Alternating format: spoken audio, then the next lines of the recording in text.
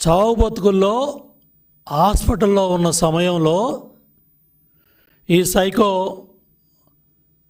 Blade batch YCP నాయకులతో వందలాది మంది వైసీపీ సైకో బ్యాచ్తో గన్నవరం పార్టీ కార్యాలయం మీద దాడి చేయించటమే కాకుండా దగ్గరుండి కార్లు తగలబెట్టించి ఆఫీసును తగలబెట్టి ఎన్ని అరాచకాలకు పాల్పడ్డారు, ఎంత అరాచకానికి పాల్పడ్డారు.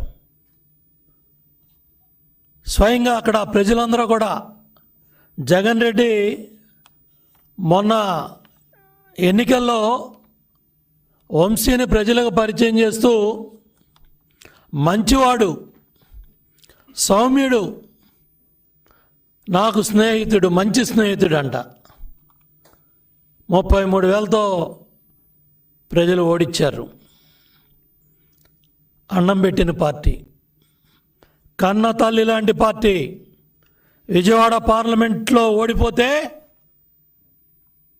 నీకు రాజకీయ భిక్ష పెట్టి గన్నవరంలో తెలుగుదేశం పార్టీ కార్యకర్తల నాయకుల కష్టంతో శ్రమతో గెలిచి 2 సార్లు పార్టీ కార్యకర్తలకి నాయకులకి వెన్నుపోటు పొడిచి శ్రీరంగ నీతులు చెప్తావా? నువ్వు చేసిన అరాచకాలు, నువ్వు చేసిన దోపిడీ, భూ కబ్జాలు, విమానాశ్రయం బాధితులు, అక్కడ భూములు ఇచ్చిన బాధితులు వాళ్ళ భూములు కూడా కొల్లగొట్టి గ్రావులు అమ్ముకున్నావు. సెంటు పట్టా పేరుతో పేదవాడికి ఇచ్చిన పొలం కూడా 10 లక్షలది 50 లక్షలకి ప్రభుత్వానికి అంటగట్టి మళ్ళీ మెరక పేరుతో 100 కోట్లు దోపిడీ చేసావు. పోలవరం మట్టి, పట్టిసీమ కాలవ, పందికొక్కుల్లాగా నువ్వు నీ అనుచరులంతా కూడా దోచుకున్నారు. బ్రహ్మలింగం చెరువు, దేవుడు బొమ్మలు కూడా, అక్కడ దేవుడు విగ్రహాలు, పురాతనమైన దేవాలయం. హైకోర్టు కూడా చివాట్లు పెట్టి మొట్టికాయలు వేసింది మీకు. ఆ బ్రహ్మలింగం చెరువు మట్టి, ఆ పోలవరం గట్లు మట్టి, పట్టిసీమ కాలువలో పోలవరం రైట్ కెనాల్ గ్రావెలు పందికొక్కుల్లాగా 100 కోట్లు దోపిడీ చేశారు.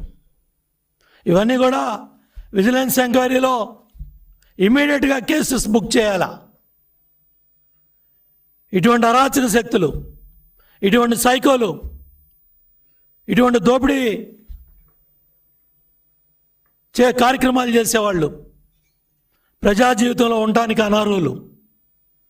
మీ పాపం బద్దలై ఫిర్యాదుదారుణ్ణే కిడ్నాప్ చేసి సాక్ష్యాలు చెప్పిస్తావా?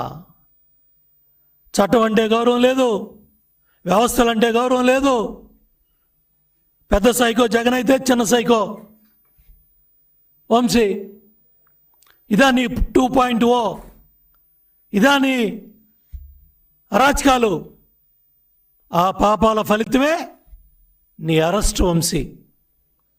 చట్టబద్ధంగా అర్ధరాత్రి పూట పోలీసులు గోడలు దోకలా, కరోనా సమయాల్లో డైఫర్లో నేచర్ కాల్కి వెళ్ళమని చెప్పలా పోలీసులు, లేకపోతే కొల్లు రవీంద్రనాథ్ అరెస్ట్ చేసి తప్పుడు కేసులు పెట్టి 70-80 రోజులు జైల్లో పెట్టలా, అక్రమ ఎన్ని